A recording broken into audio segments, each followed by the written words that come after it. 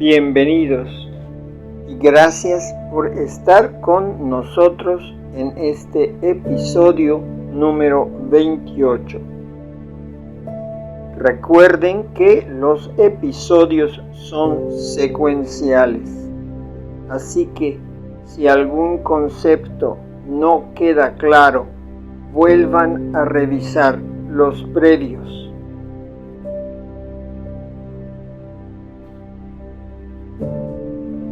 En el episodio anterior describimos el universo como la morada de la entidad suprema y pudimos identificar las iglesias como versiones de tamaño reducido de la misma. Sin embargo, los sacerdotes que administran el culto fueron capacitados en una iglesia de estatus superior que, en la jerarquización cristiana, acostumbramos llamar catedral. La palabra catedral deriva de cátedra, o sea, el asiento del obispo para enseñar la palabra de Dios. También se le llamaba Ecclesia Mater, iglesia madre, por ser la más importante de la diócesis, o Domus Dei, la casa de Dios, que se redujo al término duomo. El obispo capacitaba a los demás sacerdotes a través del conocimiento adquirido con la lectura de libros que, en su momento, estaban escritos en latín. De esta forma, todos los clérigos conocían dicha lengua, considerada como el habla de los cultivados.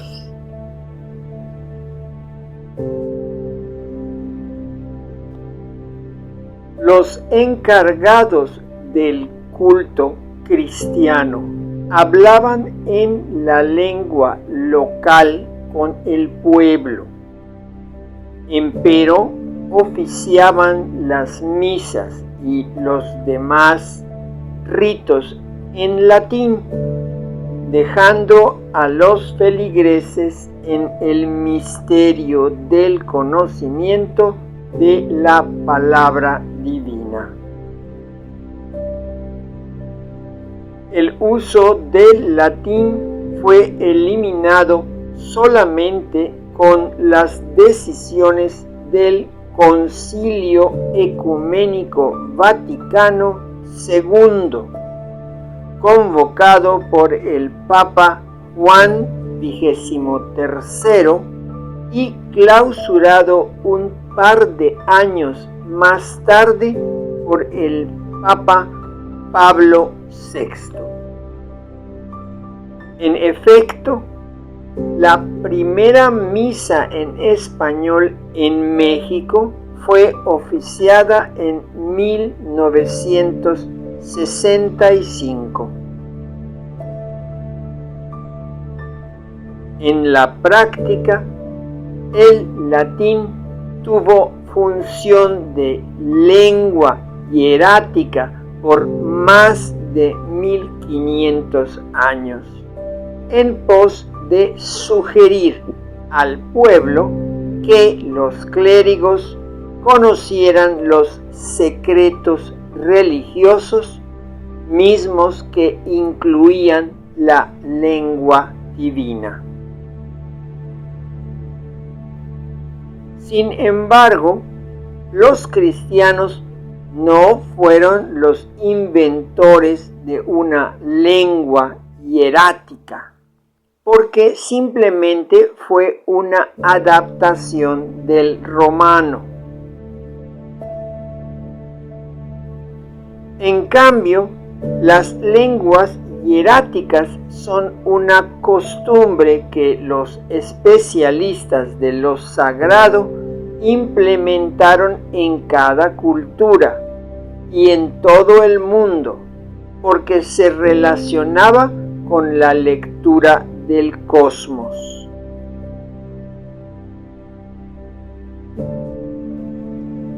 Varias fuentes registraron el uso de lenguas hieráticas en la América precristiana del siglo XVI, incluyendo a Fray Bernardino de Sahagún, que en México Central escribió que los himnos eran cantados en una lengua conocida solamente a los iniciados, y añadió también que decían ciertas palabras que no son comprensibles porque hay que saber que representan a los dioses.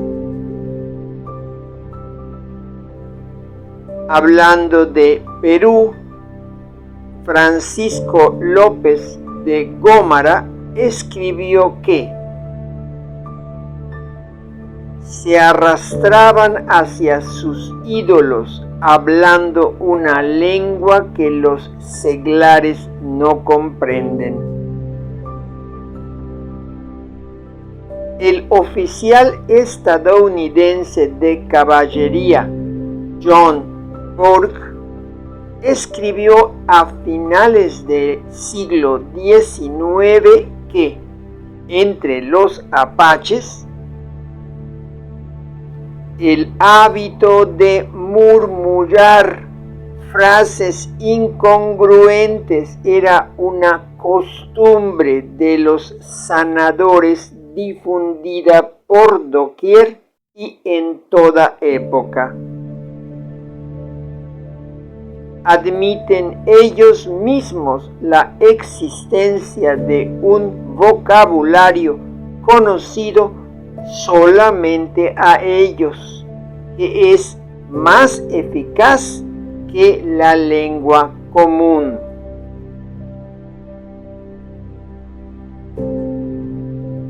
También, en el mismo periodo, Henry Joel Hind registró que entre los pueblos dakotas de los actuales Estados Unidos que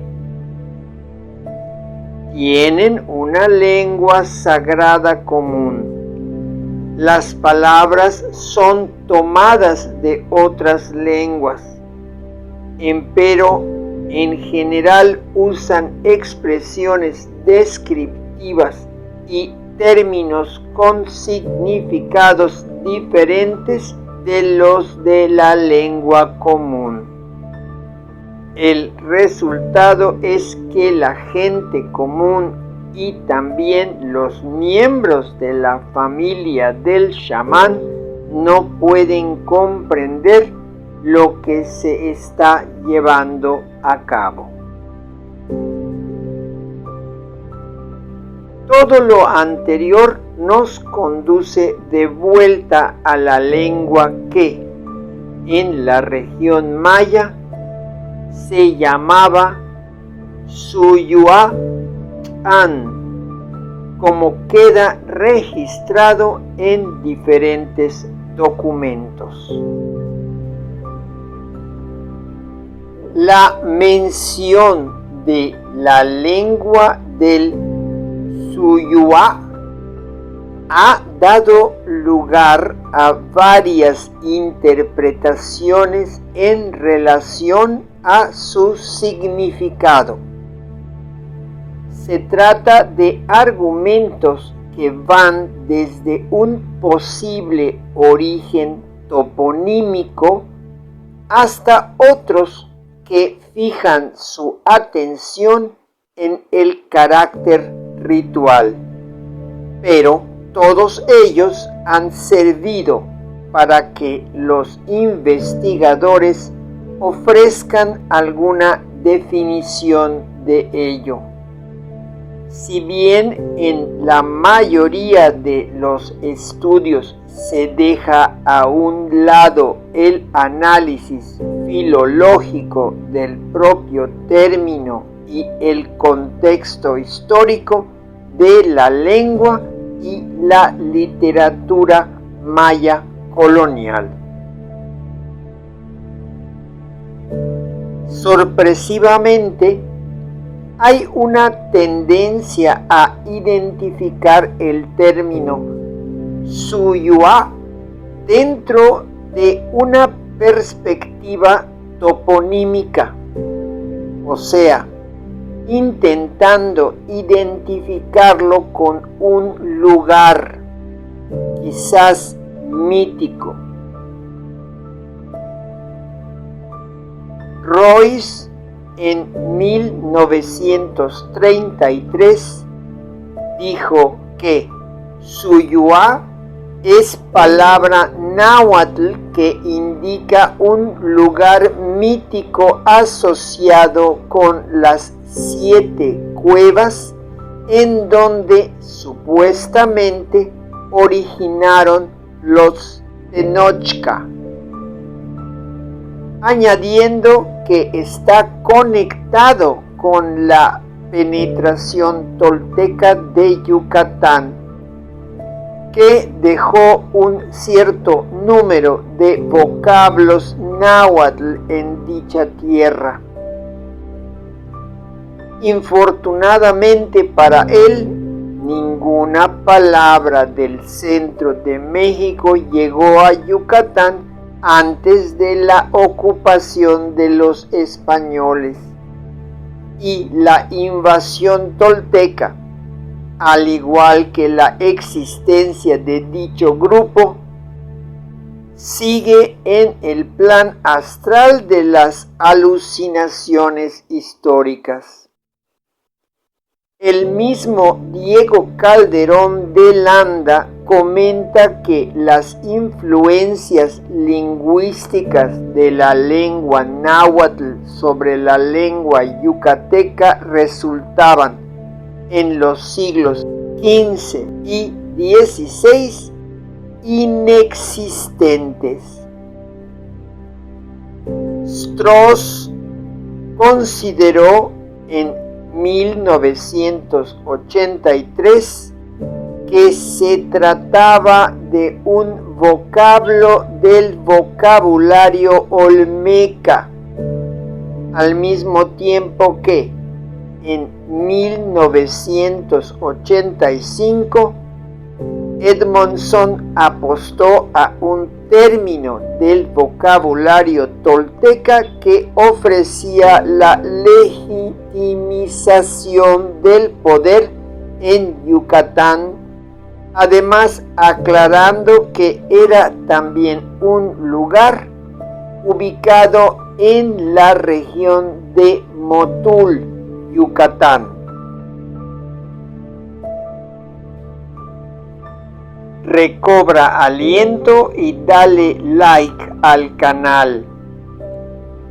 También recuerda que el conocimiento universal es de todos, así que no seas egoísta y comparte la información.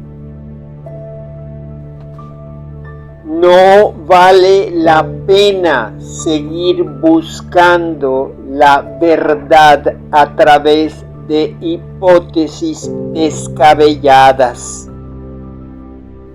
Es más congruente escuchar las palabras de Alfredo Barrera Vázquez en el lenguaje de Suyuá o de acertijos que se usa en la iniciación de los jefes. Predomina la metáfora, cuyos elementos y figuras participan en pleno siglo XVII, que es cuando se registraron en las dos culturas que hay en lo yucateco colonial. El diccionario Maya Cordemex de 1980 registra las formas Suyuatán con el significado de lenguaje figurado y Suyua como barullo y confusión, pero estas provienen de una fuente del siglo XX. El diccionario español maya del doctor Hermilo Solís Alcalá de 1950. Medis Bolio aseguró en 1930 que era un lenguaje en alegorías o símbolos.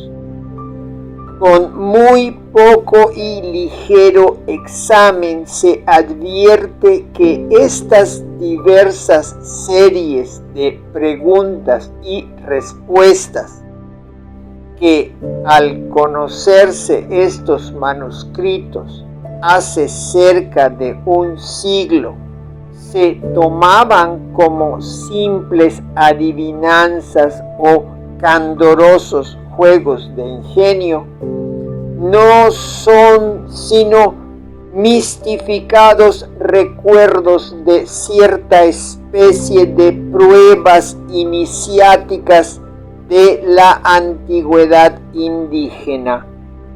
Están llenas de imágenes, casi en su totalidad tomadas de la naturaleza, que aunque a primera vista y bajo la mentalidad blanca resulten inocentes y hasta vulgares, tienen una significación interior profunda y seria y un penetrante sentido.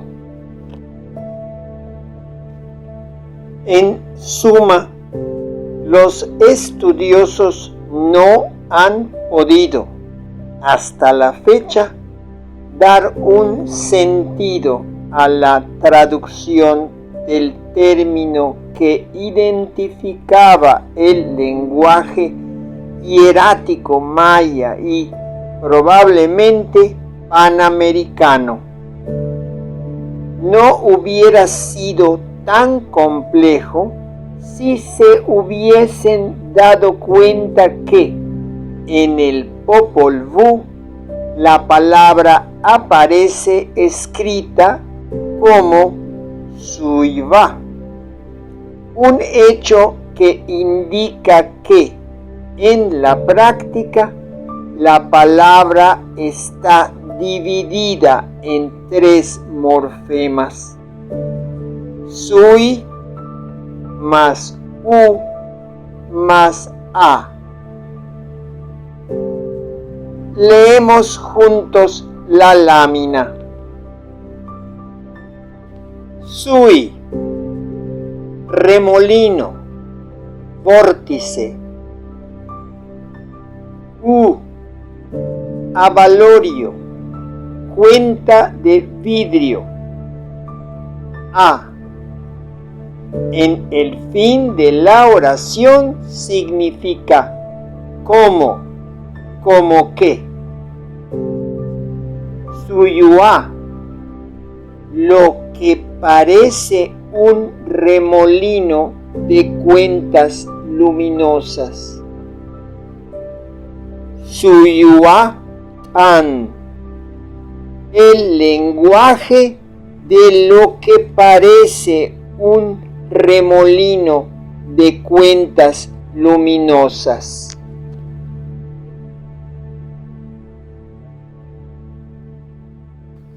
eliminando la idiosincrasia prehispánica, podemos traducir Suyuatán como la palabra de los cielos. Resulta clara la razón de los acertijos y dificultades de interpretación que conlleva el entenderlo.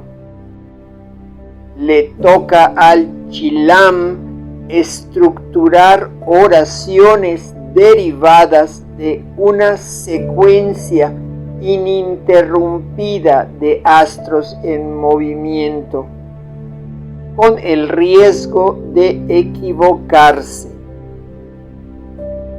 El buen intérprete de la palabra divina será reconocido como vocero del cosmos. El lector del remolino de luceros que eternamente brillan y otorgan mensajes.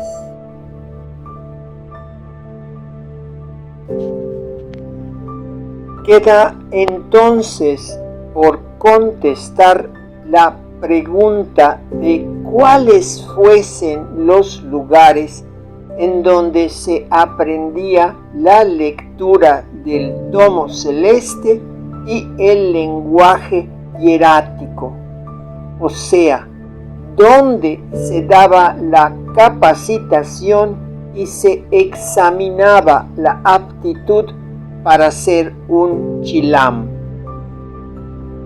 La respuesta se encuentra en el Popol Vuh, en las líneas de 5361 a 5374, en las que se cuenta que los 4 fundadores de su propio linaje viajaron hacia Oriente y llegaron a un Tulán Suyuá, que se llamaba 7 cuevas, 7 cañones, en donde recibieron las insignias de mando que hicieron posible su reconocimiento como gobernantes y la formalización de su lugar de residencia.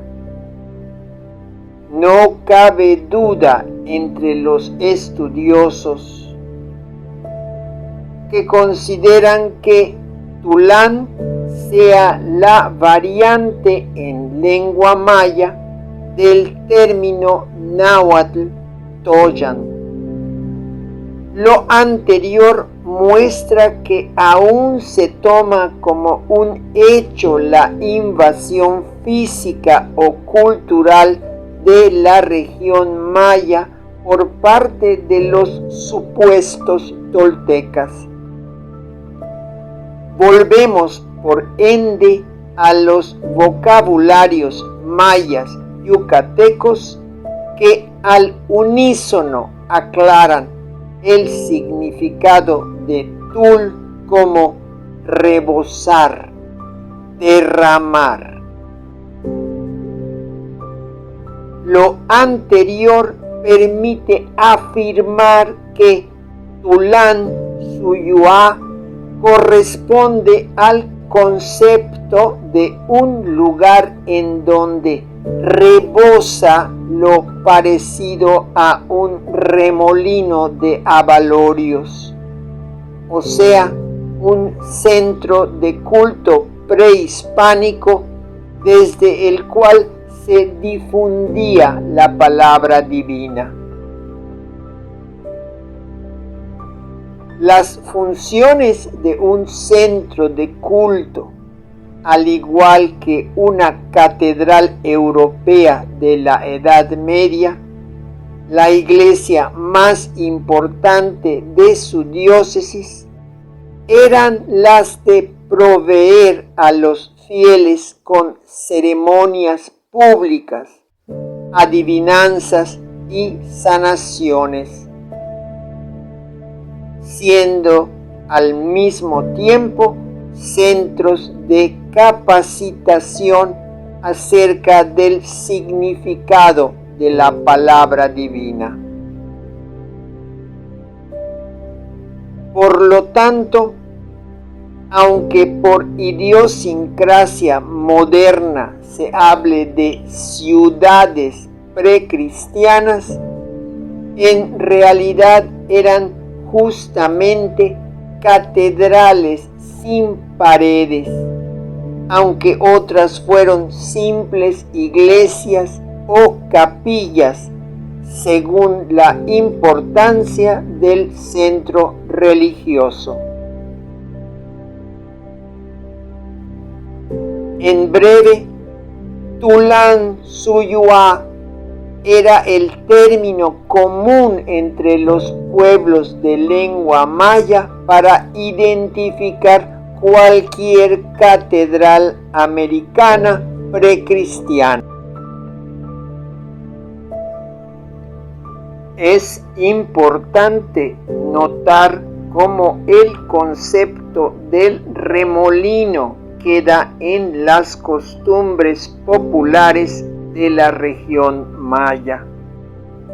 Hay varios ejemplos de la aplicación de ello, y quizás el más curioso es que cuando una niña o un niño nacen, lo primero que se lleva a cabo es un análisis del remolino en su cabello.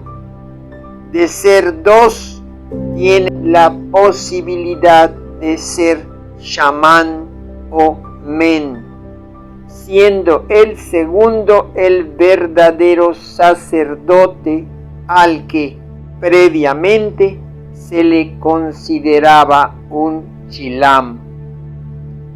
También la lectura de las ondulaciones circulares que se producen en la superficie del agua cuando se le arroja un objeto es importante para ciertas adivinanzas y trae a la mente los objetos ofrendados en el pozo de Chichén Itzá, en la orilla del cual se encontraba un ídolo que tenía características de adivino.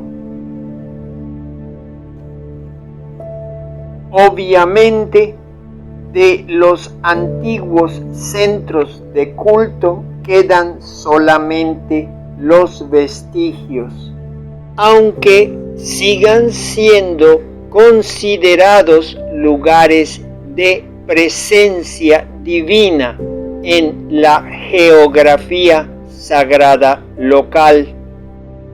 En cambio, algunas ceremonias muestran conservar el estereotipo de la visualización celeste. La más importante es la que se lleva a cabo para pedir agua de lluvia para que las milpas produzcan cosechas abundantes, llamada en lengua maya chachac, que se puede traducir el asir de la tormenta, aunque el significado sea más profundo. Decidido el lugar en donde la ceremonia se llevará a cabo, un chamán prepara el área efectuando una limpia. Exactamente lo que significa su título de limpiador.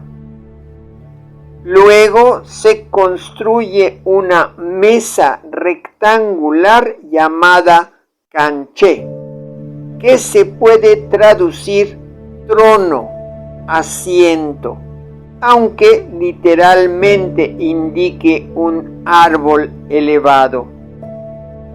Es el mismo nombre que reciben ciertas plataformas levantadas del suelo en donde se guardan alimentos, incluido el maíz.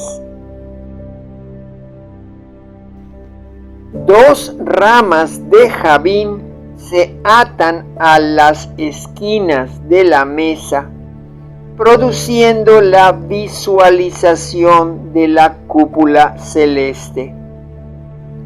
La corteza del javín se usa para abrir con facilidad las hojas de los elotes, algunas veces muy apretadas, que a menudo contienen escorpiones. A las ramas en diagonal se le atan 13 jícaras llenas de balché, y el punto central de unión recibe el nombre de Yol Gloria, el centro de la gloria, de donde bajará a la mesa la esencia de la entidad suprema. Algunas veces 4 niños se ponen agachados cerca de las patas de la mesa, representando los 4 chak, y puede haber un quinto exactamente debajo del centro de la mesa que representa el huracán atrapado, en pos de limitar la fuerza de la tormenta. Finalmente, el men lleva a cabo la ceremonia pronunciando palabras poco comprensibles a los demás.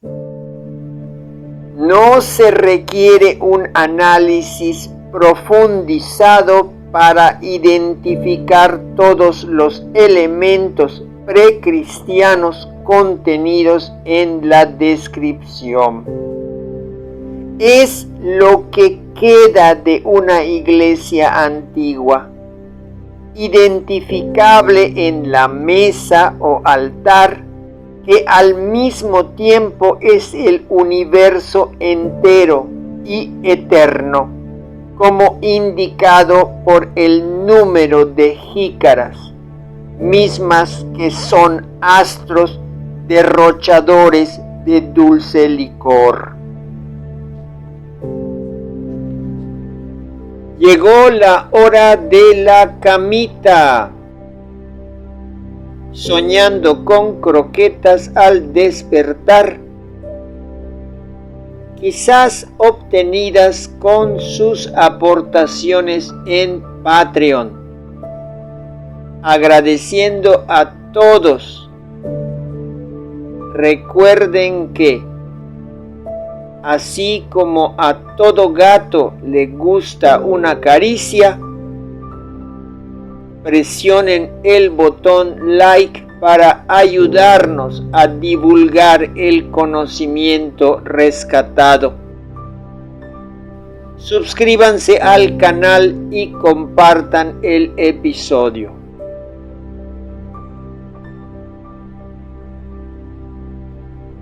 A la próxima.